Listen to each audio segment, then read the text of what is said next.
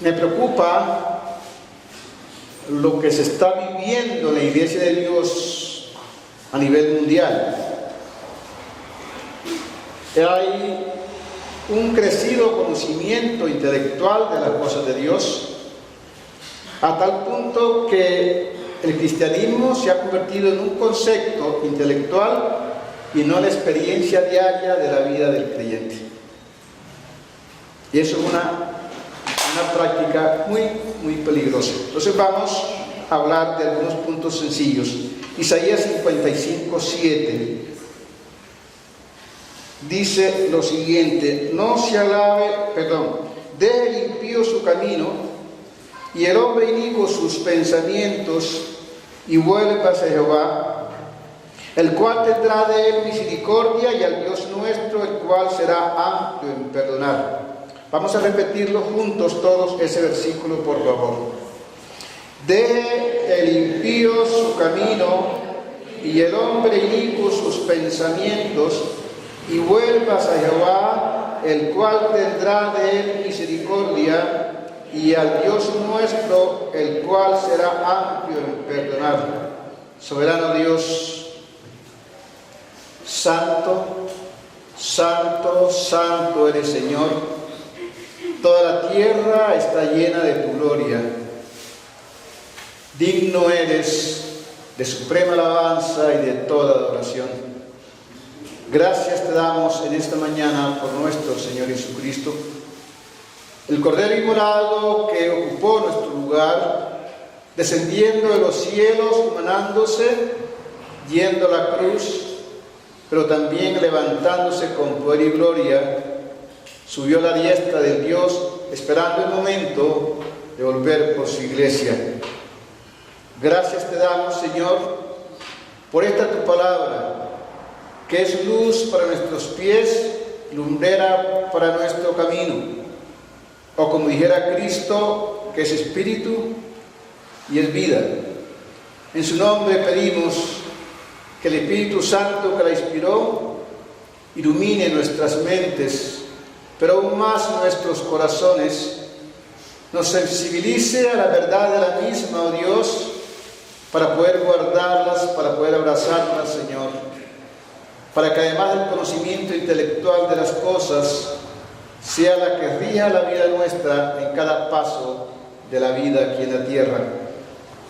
Reconocemos, oh Dios, nuestra ignorancia al respecto, que no hay sabiduría en nosotros, no hay poder, pero en ti está la sabiduría y de ti viene el conocimiento y la inteligencia. Acudimos por tanto a ti, Señor, para que alumbres nuestro entendimiento, para poder entenderla y poder aplicarla. Quita todo aquello que pueda perturbarnos, oh Dios, y danos la vida de tu Santo Espíritu como Maestro. En Cristo Jesús nuestro Señor. Amén. Bueno, no sé cómo se hace el manejo de leer los versos acá. Espero que me ayuden con algunos versos, los que están más cerca, si es necesario.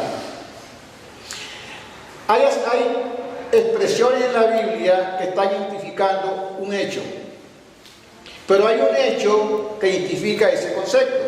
Ejemplo, ¿quién sabe cuándo aparece la primera vez la palabra pecado en la Escritura? No nos acordamos, ¿cierto? Aparece con el caso de Caín. Pero ¿dónde aparece la primera vez el acto del pecado? ¿Génesis qué? Génesis 3, ¿cierto? Con el caso de Adán y Eva. Aunque ahí no está descrito la palabra pecado, no está descifrada, pero está el acto mismo del pecado. ¿Qué quiero decir con esto? Yo estoy pensando hoy en el arrepentimiento.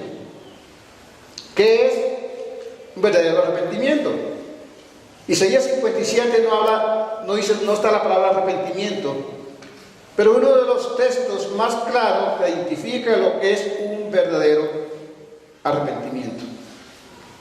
Cuando el profeta clama al pueblo de Israel, se encontraba en una condición paupérrima en cuanto a su relación con Dios. Y él está llamando al pueblo a que se vuelva a Dios.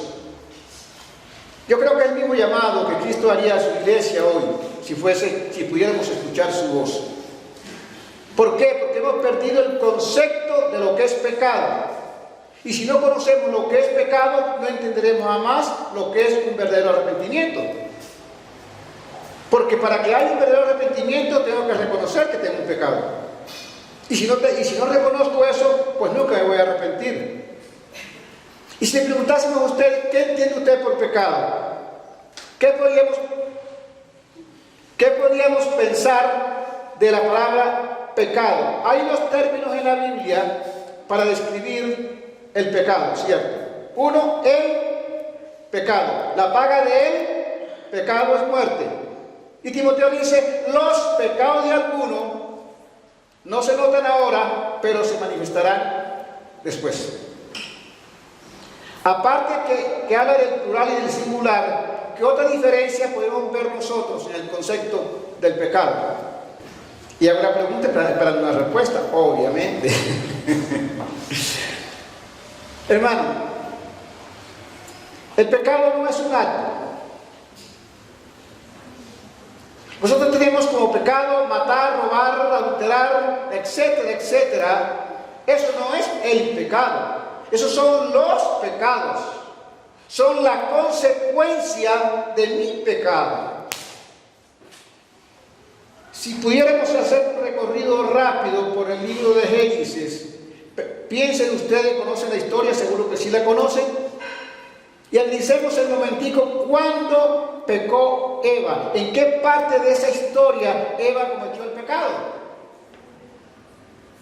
Todos diríamos el versículo 6, cuando tomó y comió. Pero eso fue la consecuencia de lo que había engendrado en su corazón ya la serpiente. Cuando ella miró al árbol del fruto del bien y del mal, ya estaba convencida por las palabras de la serpiente en su corazón. Fue la consecuencia de ello.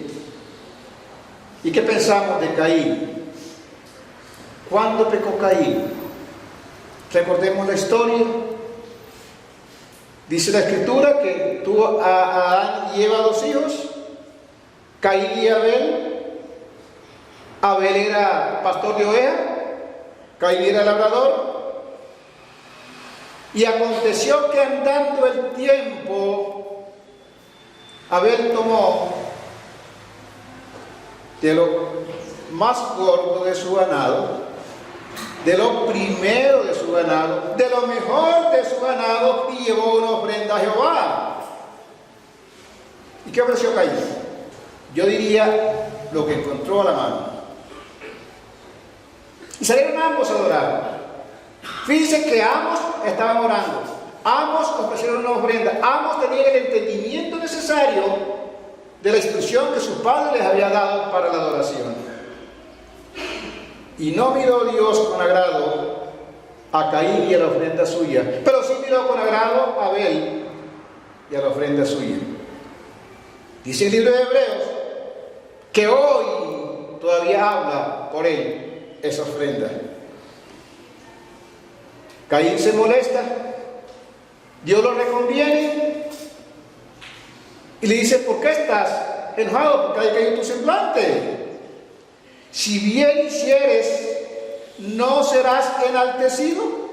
Con todo eso el pecado está delante de ti y a ti será tu deseo.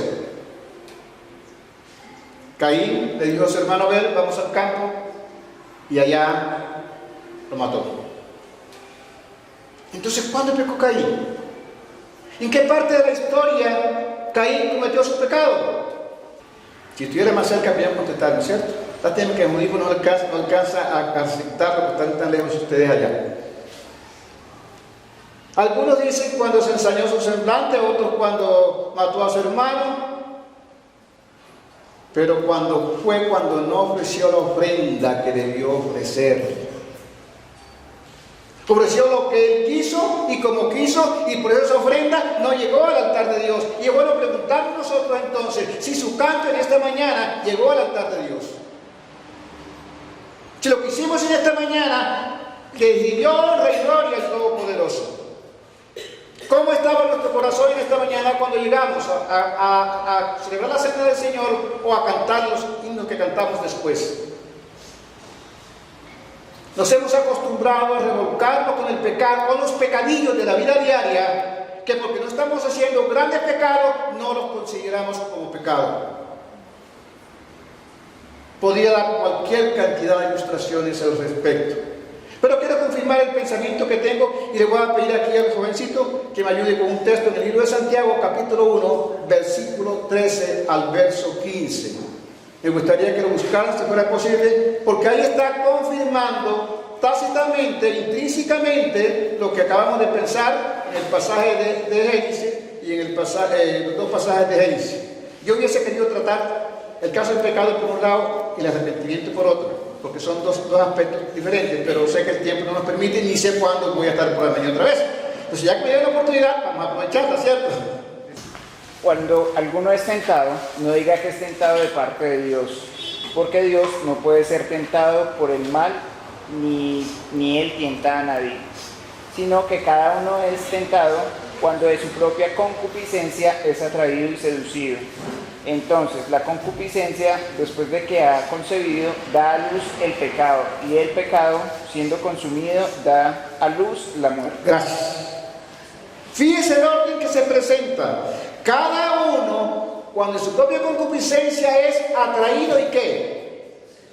Seducido. El pecado habiendo concebido, y yo sé que todas las madres que están aquí pueden decir que es concebir, ¿cierto? La mujer concibió a su hijo y a los 9 meses, regularmente, por mí fueron 7 meses nomás, pero igual estoy acá. Nace el bebé que ya había sido engendrado antes. La consecuencia de esa relación que hubo antes es que este niño va a nacer después, pero ya se dio el acto. Es lo que está diciendo Santiago. El pecado concibe. Hay muchos pecados que se conciben aquí que nunca alcanzan a manifestarse, pero fueron concebidos ya. No sé si me hago entender. Cuando usted comienza a alimentar el mal en su mente, en su corazón, ya ha pecado contra Dios. Y no le estoy diciendo que es cuando llega un mal pensamiento, no necesariamente. Billy Graham dijo hace muchos años: yo no puedo impedir que los pájaros vuelen sobre mi cabeza. Imagínense, para espantar esos vuelos tan altos por allá no se puede. Pero sí puedo impedir que hagan nidos sobre mi cabeza.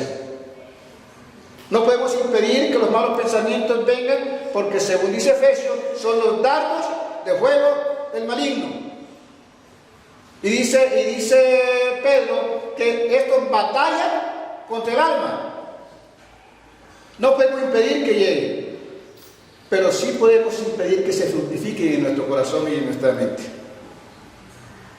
Pero hermano, como les decía, estamos pensando que el pecado son los actos más graves y las cosas triviales de la vida diaria no son consideradas como pecado. Cristo dijo: ¿por qué me llamáis Señor y no hacéis lo que yo mando?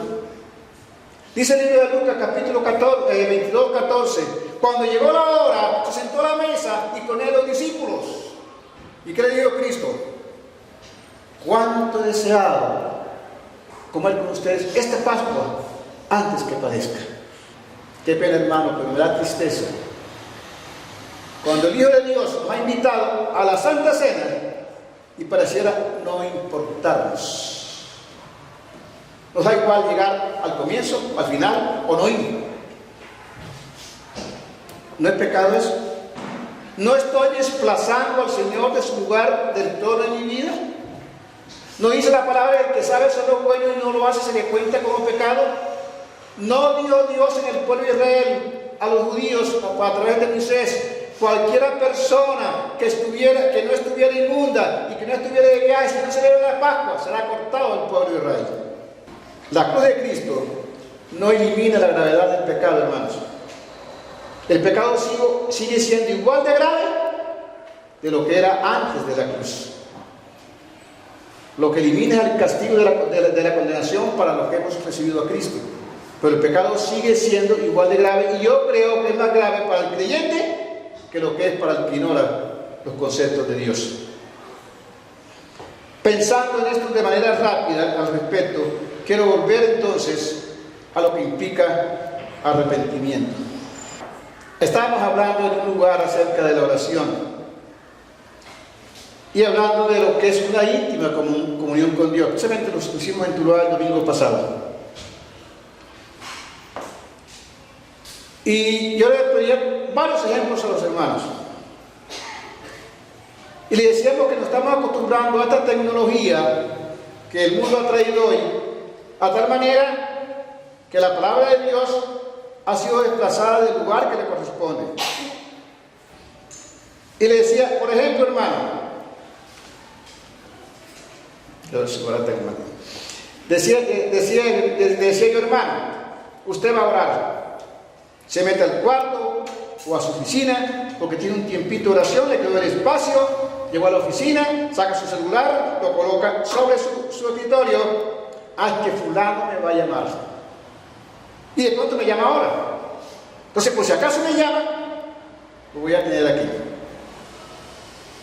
¿Qué mensaje le está dando a Dios con eso? Señor, la conversación contigo no es tan importante como la que tengo con ese fulano. Y tú no eres tan importante como ese fulano que me va a llamar. Es lo que le estamos diciendo a Dios. Y como ese ejemplo, usted puede buscar cualquier cantidad de ejemplos en la manera que estamos desplazando a Dios del lugar que le corresponde. ¿Me va a entender? Vamos a Isaías 55, ya que empecemos. ¿Qué es el arrepentimiento entonces? Si un hermano al fondo me puede leer por allá Marcos 1:15, mientras nosotros leemos aquí Isaías 57. Pensemos, un verdadero arrepentimiento tiene 3 pasos, a lo menos, yo diría que de pronto un cuarto paso. ¿Qué hace aquí el Señor? Limpió su camino, pero para dejarlo tiene que reconocer que es malo su camino, ¿cierto? Sus pensamientos. ¿Qué dijo el salmista David cuando se descubrió su pecado? Yo reconozco mis rebeliones y mi pecado está siempre delante de ti, contra ti he pecado y he hecho lo malo delante de tus ojos. Si usted lee ese Salmo 51 en oración, va a entender que David debía estar llorando a lágrimas cuando escribió ese salmo. Reconocía que había pecado contra Dios. Entonces, para volverme a Dios, tengo que reconocer finalmente mi pecado. Estando, no sé cuál de los institutos en Puebla Grande, me llamaron los hermanos de la asamblea allá en Galapa, diciéndome que un hermano había caído en adulterio. Dice, ¿qué hacían? Digo, hermano, ahí hay 2 ancianos. Toma la decisión. No, esperamos que tú vengas. Llegamos, nos vimos los 3 y 4 con la persona implicada, y ese hermano no levantaba la cabeza donde estaba sentado, y solamente dijo, hermano, estoy aquí delante de ustedes, hagan conmigo lo que ustedes mejor les parezca. ¿Qué se le va a decir a un hombre en semejante condición de arrepentimiento? Oscar, te vi en tal parte anoche, sí, con ese chaquetito negro, con esa... Hermano, yo no he estado por ahí, por ese lugar, hermano. Ese de pronto es mi hermano, que se pone la ropa mía. Y hasta que no se le muestra la foto, hermano, si era yo. Mire, si un caso triste, había dado una enseñanza una mañana a un grupo de jóvenes acerca del pecado de Ananías y Zafira. Y yo le decía a ellos, cuando el apóstol Pedro dice a Zafira, bendita es la heredad por esto, mostrando el dinero, estaba dando a Zafira la oportunidad de arrepentirse, por si acaso quería enmendar su error. Pero ella dijo, por eso la vendimos. Ustedes saben la consecuencia. Me llama un hermano, tenemos una dificultad, llamaron a un joven, en ese sitio no se podía estar haciendo novias, era un grupo de un campamento, y se llama al joven, solo. Mira, jovencito, te vieron en tal parte, en una cabina de internet con fulanita, siendo que se te ha dicho que eso no se debe hacer. No, hermano, yo no he estado por ahí. No he estado, hermano. Yo recuerdo las palabras que le dije. Pongo a Dios y a su Hijo por testigo. ¿Estuviste en ese lugar? No, hermano, no estuve. Llamamos a la joven. Sí, hermano, sí estuvimos ahí. Increíble. Lo que uno puede ver hoy día es que no tenemos conciencia clara de lo que es pecado y lo que es arrepentimiento para con Dios. Unos jóvenes hace muchos años iban a un sitio a dar una alabanza o algo, un joven mayor, 20 y tantos años, y dos adolescentes, y pasan por un billar, y el joven, el líder le dice a los adolescentes: entremos aquí y juguemos un chico. Pero ¿cómo se te ocurre? Si vamos a... No, le pedimos perdón a Dios después que salgamos. Eso no es arrepentimiento. Tenemos un concepto técnico aquí en la mente y sabemos que eso es así y lo usamos así. Y repetimos lo mismo, y repetimos lo mismo, y repetimos lo mismo, pero no ha sido la instrucción del Espíritu de Dios iluminando nuestras conciencias. Y no tiene beneficios eternos. No los hay. Entonces el arrepentimiento incluye un verdadero reconocimiento de mi pecado para volverme a Dios. Si no es para volverme a Dios, tampoco hay arrepentimiento verdadero. ¿Qué me va a leer Marcos 1:15, por favor? Diciendo, el tiempo de la cumplida del reino de Dios se ha acercado. Arrepentíos y creed en Jesús. Arrepentíos y creed en Jesús, implicando exactamente lo que dice el profeta Isaías. Arrepentíos para volverse a Dios. Ese hay un arrepentimiento, veremos otros pasos ahorita. Pero donde queremos apuntar es que la palabra arrepentimiento, ¿verdad? No es lo mismo, no es sinónimo necesariamente de remordimiento, que estamos confundiendo lo que es un remordimiento por la causa de mi pecado, pero no lo que es un verdadero arrepentimiento. Y vale la pena que leamos en el libro de Mateo, capítulo 27. Yo voy a leerlo porque para avanzar más rápido. Mateo capítulo 27.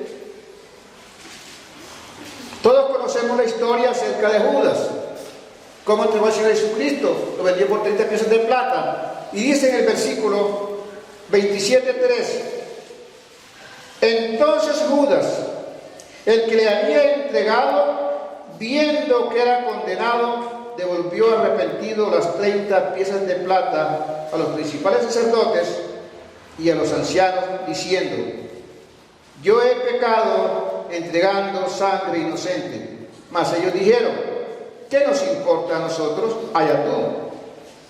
Y arrojando las piezas de plata en el templo, salió y fue y se ahorcó. Dice el texto, bueno, nuestra Biblia, Reina Varela, volvió arrepentido las 30 piezas de plata. Entonces la pregunta es, si fue arrepentido, ¿por qué Judas no fue salvo? ¿Han puesto a pensar en eso? Según lo que vimos de Isaías, entonces, ¿por qué no fue salvo? ¿Me va a decir? Pensé que estaba levantando la mano. Medio, por favor. No, mire para atrás. ¿Qué piensas? Si dice que volvió a arrepentir la 30 piezas de plata, ¿de qué estaría arrepentido Judas? Si era que lo estaba.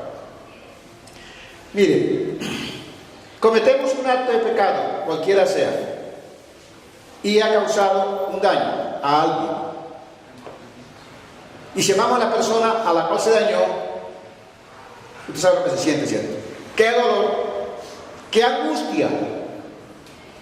Y usted pide perdón y el amor sigue, ¿cierto? Pero, ¿está arrepentido de ese acto o del daño que causó? Cuando Judas vendió a Jesucristo, no pensó que iba a ser condenado. Pensó que le iban a aplicar la ley de los 39 azotes y lo iban a dejar libre. Pero dice aquí, cuando vio que era condenado, entonces, ¿qué cosa? Para ilustrarle, le contaba a una joven, para ilustrar este tema, le decía ella: mira, aquí a esta casa llegó un hermano muy dadivoso. Llegó Oscar. Es un joven, se desborda trajo 11 mercados para la iglesia, para los hermanos pobres de la iglesia. y le colocó el nombre para cada hermano que se le iba a entregar. Y le decía a la joven, y puso en un supermercado para ti. Lady se llama la joven, se llamaba, ya no está joven. Ya no le puedo decir joven. Llega, tú tienes un amigo que es un ladrón. Se metió aquí a robar. Cuando estaba adentro, escucharon ruido, salieron las personas y alcanzó a coger un mercado y se fue corriendo para su casa. Cuando llega a su casa, abre y ve que el mercado dice para Lady. No, yo no puedo hacer eso, hermano. Para mi amiga, no, yo a mi amiga no le hago eso. Y fue y le devuelve el mercado a su amiga. ¿Estaba arrepentido de robar? Por favor. No, ¿cierto? Estaba arrepentido del daño que le causó a la persona. El verdadero arrepentimiento es cuando usted reconoce que ha pecado contra Dios. Se sepa su pecado o no se sepa, sea grande o sea pequeño, cause daño o no cause, se llama pecado. Y debe ser reconocido ante Dios y si es necesario ante la persona, pero si no es necesario hay que reconocerlo siempre ante Dios. Uno se pone a ver hoy día la irreverencia, y no me refiero al medio de ninguna manera, gracias al Señor, pero la irreverencia que uno ve en muchos lugares cuando va a llevar el mensaje. Uno por allá mirando el celular en plena reunión, hablando con el otro en plena Santa Cena. No, hermano, eso se ve de lo que usted menos se imagina. La doctrina es la misma que tenemos nosotros, igualita. No cambia la doctrina. Pero el ejercicio de eso se ha perdido hace mucho rato. Y no olvidamos, no considera que eso es pecado. ¿O cuánta porquería ven en el internet o en el mismo celular? Lo cierran y ya, llevan y siguen y lloran allá como si nada hubiera pasado. Y estamos perdiendo cada día más poder porque no estamos aplicando los conceptos de la palabra del Señor. Está el versículo, si alguno lo encuentra sería bueno leerlo. Pero porque dice, pero que lo que no es de fe es pecado. Nosotros no consideramos la falta de fe como pecado. Nos hemos acostumbrado a creer parte de la Escritura, pero no las verdades fundamentales de la Escritura. ¿Qué es lo que nosotros creemos con más firmeza? Que somos salvos, ¿cierto? Y peleamos por la salvación, y que eso no se pierde, y hacemos, como decimos en la costa, nos defendemos como gato boca arriba. Pero no da la Biblia una cantidad de parámetros para vivir la vida cristiana que no tiene la misma fuerza para nosotros. Vamos al libro de Jeremías, por favor. Jeremías 3:12. Ve y clama estas palabras hacia el norte y di: vuélvete, oh rebelde Israel, dice Jehová, no haré caer ruinas sobre ti, porque misericordioso soy yo, dice Jehová, no guardaré para siempre el enojo. Entonces, el primer llamado, ve y clama, dice allí, y después dice: vuélvete, oh rebelde Israel.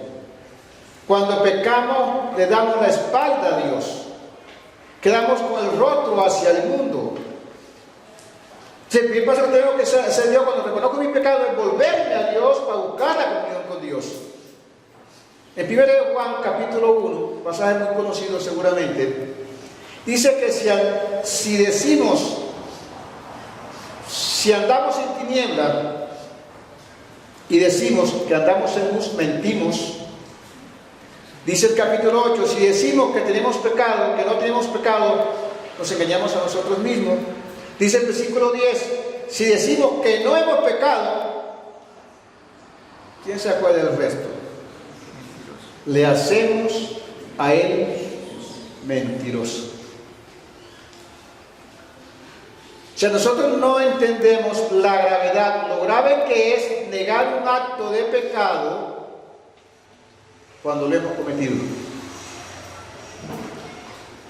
Sabio Salomón dijo que las zorras echan a perder las vides, las zorrillas. Hablando quizás para nosotros en esta época que esa cantidad de cosas pequeñitas que parecieran que no son pecado ante Dios, nos van haciendo perder el concepto de las cosas de Dios. Nuestras iglesias estamos en un extremo con relación a hablar acerca del Espíritu Santo con relación a otras iglesias. Hay unas que hablan que todo es Espíritu Santo y eso convierte en una mezcla de emociones, atribuyéndolas a la guía del Espíritu Santo. Pero si le preguntásemos, y le voy a preguntar, ¿cómo somos llenos por el Espíritu Santo? ¿Qué responderíamos?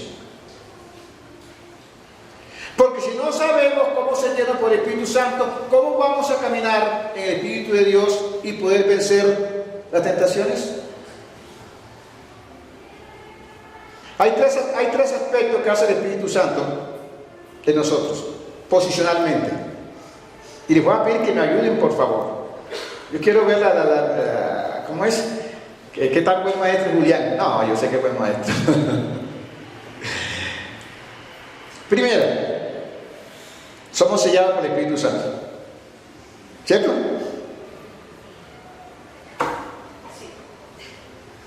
Yo pensé que iba a escuchar amén, hermano.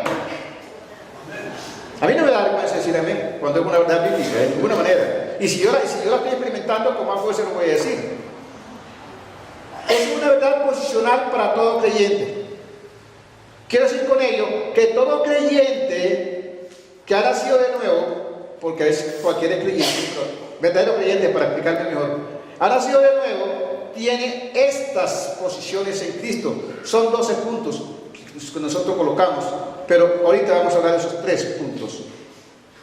Es sellado por el Espíritu Santo. Además de ser sellado, ¿qué más hace el Espíritu Santo en nosotros? Primera de Corintios 12:13, por favor. Primera de Corintios 6, 19 y 20. Primera de Corintios 12:13. Esa voz, canta. Porque por un solo espíritu fuimos todos bautizados en tu cuerpo, sean judíos o griegos, sean esclavos o libres, y a todos se nos dio a beber de un mismo espíritu. Por un solo espíritu fuimos ¿qué? Ah, sí me gusta. O sea, todos somos sellados, todos somos bautizados por el Espíritu de Dios, y no vamos a escribir lo que eso significa ahora, pero también somos ¿qué? 1 Corintios 6, 19 al 20. ¿O ignoráis que vuestro cuerpo es templo del Espíritu Santo, el cual está en vosotros, el cual tenéis de Dios y no sois vuestro? Porque habéis sido comprados por precio. Glorificad pues a Dios en vuestro cuerpo y en vuestro espíritu, los cuales son de Dios. Estoy seguro que todas esas verdades las conocemos. ¿Amén? Bueno, por lo menos ahí siquiera 2 o 3 que la conocen, ¿no? Porque esa es una doctrina que es enseñada normalmente en la iglesia. Pero el último versículo que leímos me llama más la atención. Porque habéis sido comprado por precio. Entonces, ¿qué? Glorificad a Dios con nuestro cuerpo y con nuestro espíritu, los cuales son de Dios. Pero hay un mandato respecto al Espíritu Santo. Efesios 5:18. No os embriaguéis con vino, en lo cual hay disolución. Antes bien, sed lleno por el Espíritu Santo. Es una orden, no es opcional. La vida cristiana no se puede vivir fuera del control del Espíritu Santo, hermano. Mire, podemos saber cosas, podemos enseñar cosas, podemos hacer cosas que pertenecen al espiritual solamente con el conocimiento intelectual del hombre, sin expulsión del Espíritu de Dios. Y ese es otro tema que tratamos en el Congreso de Líder ahí en Santa Rosa. El ser humano está compuesto por espíritu, alma y cuerpo. En ese orden, hacemos la aclaración. El Espíritu es el medio por el cual nos comunicamos con Dios. Tenemos percepción de Dios, comunión con Dios, los creyentes, el inconverso no, y tenemos conciencia de Dios. En el alma tenemos intelecto, emociones y voluntad. En el cuerpo, la parte fisiológica que conecta el alma con el mundo. Si usted sale por aquí en Armenia a tocar puerta a puerta, preguntando quién es Jesucristo, el 95% le va a decir que es el Hijo de Dios. ¿Qué hizo? Murió en la cruz por nuestros pecados. ¿Qué más? Viene otra vez. Eso lo sabe más de medio mundo. Pero no son seguidores de Cristo. Porque en su alma tiene la capacidad de poder entender esas cosas. Y ese conocimiento no le da ningún beneficio eterno. Lo que trae beneficio eterno es cuando el Espíritu convence a nuestro espíritu y el Espíritu convence a nuestra alma. Mire, recuerda en 1 Corintios capítulo 3, versículo 11, el apóstol Pablo está describiendo a unos obreros, bueno, antes a unos que habían llegado a Corintio. Y Pablo dice, nadie puede poner otro fundamento el que está puesto, el cual es Jesucristo. Y si sobre ese fundamento alguno edificare, me ayudan. Oro, plata, piedras preciosas o madera, heno o hojarasca. La obra de cada uno será manifiesta, porque el día la declarará, y la obra cual sea será revelada. Si la obra de alguno que permaneciere, recibirá recompensa. Si la obra de ese otro no permanece, será pérdida. Y todos ellos estaban predicando el Evangelio, estaban llevando el Evangelio a Corintios, todos los que se mientan. Y Pablo dice, ojo, que hay uno que no van a recibir beneficio eterno, porque su ministerio está base a la fuerza humana, al concepto humano, y no a la sabiduría que procede del Espíritu de Dios. De ahí la importancia, hermano, vivir una vida en plena e íntima comunión con Dios, para poder conocer la voluntad de Dios. No hay otra forma, si no tenemos una íntima comunión con Dios. Seguimos en Jeremías para ver el segundo punto. Perdón, hermano Fernando, que no mire el reloj. Ya vamos a ordenarlo. Versículo 13. El 12 está diciendo, volveos. El 13 dice, reconoce pues tu maldad. Lo que le decía al comienzo. Y el 14 dice, convertíos, hijos rebeldes.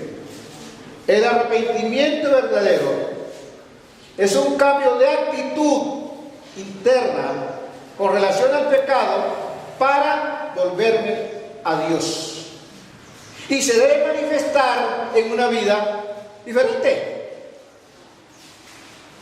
¿Qué le dijo San Juan al grupo de saduceos y fariseos cuando estaba predicando? Yo quiero ver frutos.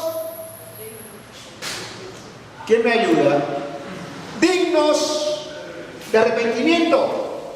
Seguramente me están diciendo, pero como mi audífono no alcanza a cubrir todo. Él estaba esperando ver un resultado en aquellos que decían seguir a Cristo. Y él puso a prueba a los fariseos y pareció ser que no pasaron la prueba. Cuando él dice después en Hechos capítulo 26, narrando su conversión, y prediqué por toda, etcétera, etcétera, diciendo que hicieran obras dignas de arrepentimiento. El creyente tiene que manifestar su fe. Entonces fíjense que tenemos que ser conscientes, hermano, y esa es una lucha diaria. La comunión con Dios cuesta. Más de lo que usted se imagina. ¿Cuánto le costó a Abraham tener comunión con Dios? Sus 2 hijos. Echó a Ismael y después tuvo que sacrificar a Isaac figuradamente. ¿Cuánto le costó a Dios la comunión con nosotros? A su hijo. Y la comunión solamente se puede adquirir con una verdadera relación con Dios, cuando somos guiados por el Espíritu Santo. Un último versículo para terminar. Salmo 139, versículo 23. Dice, examíname, oh Dios, y conoce mi corazón. Pruébame y conoce mis pensamientos. Y ve si hay en mí camino de perversidad y guíame por el camino eterno. El salmista está diciendo, Señor, mira mal en mi vida, por favor, guíame por el camino eterno. Y les dejo 2 versículos para que los puedan usar para sus oraciones, que es Salmo 143, versículo 8 y versículo 10. Hazme saber por la mañana tu misericordia, porque en ti he confiado. Hazme saber el camino por donde ande, porque a ti he elevado mi alma. Enséñame a hacer tu voluntad, porque tú eres mi Dios. Tu buen espíritu me guíe por tierra de rectitud. Hermanos, estamos en una guerra espiritual y solamente la ganamos con la palabra de Dios y el poder del Espíritu de Dios. Y esta guerra no va a terminar hasta que Cristo no nos lleve de nuevo a las nubes. Eso es diario. Y es tan imperceptible las trampas del enemigo que muchas veces no alcanzamos a distinguir de dónde vienen. Por eso hay tanta falencia en nosotros hoy día.